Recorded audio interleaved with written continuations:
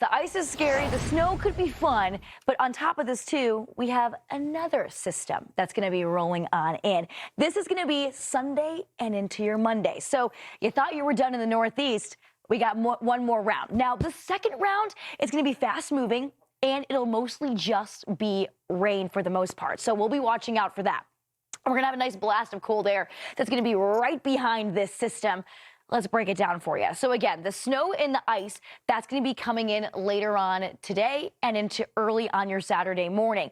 Now, when the second system comes about, it's going to be heading into your Sunday afternoon for the Northeast. So what we're starting off with is we do have that low pressure system that's just going to be sitting just farther north than what we've been seeing. So this is actually going to be allowing a lot more of that warmer air to push up farther north. So the areas that are probably going to see snow today and into tomorrow, we'll just be seeing mostly rain Sunday and into Monday. There still is a chance for a little bit more of the snow, but that's going to be way up into the Northeast. And we do have that ice threat too, once again. We'll get into that in just a second. But I want to talk about the severe storm threat because a little bit unusual to sometimes see this popping up throughout the winter months. But thanks to that cold front, it's going to be nice and strong, and we could see those damaging wind gusts possible. This is going to be in parts of the Midwest, especially southern Ohio, as well as Indiana, parts of Kentucky, Tennessee, all the way down to Arkansas as well. So keep that in mind. That's going to be for your Sunday and into Monday.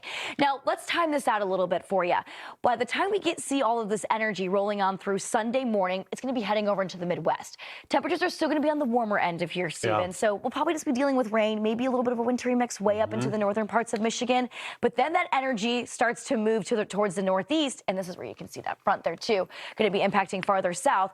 But I mean, we could still see a nice wintry mix and more of that ice impact a little bit farther north than what we're expecting today and into tomorrow, though. Yeah, it does look like, and maybe even Chicago, if those temperatures are able to drop before the moisture completely exits, maybe we'll see some flakes fly in Chicago as a result. It's an impressive system, and considering how warm it's been this week, some cities where that severe threat is having record highs on either Christmas Eve, on Christmas Day. So there is a cost to have abnormally warm temperatures this time of year, and if you get a system like this, I guess that severe threat's, no surprise. But there is more to this storm than just the rain. Exactly. It's going to be nice and chilly afterwards. And the thing is, behind this system, behind this energy, we also have the potential to see that lake effect snow over into the Midwest once again, just because those temperatures are going to be nice and, well, chilly and cold. So we'll be watching out for another round of snow into the Midwest. But again, focusing more onto the Northeast because we do still have that icing threat. It's going to be, again, a little bit farther north than what we're going to see the icing threat for today and into tomorrow.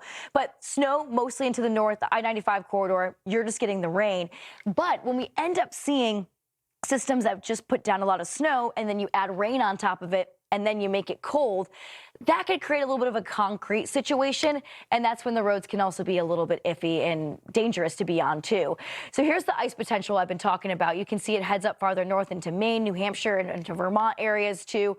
So this will be, I think, a little bit maybe not as bad of an ice threat as what we could see today and into tomorrow, but still something to be on the lookout for as people are continuing to get back on the roads for the holiday or head back home.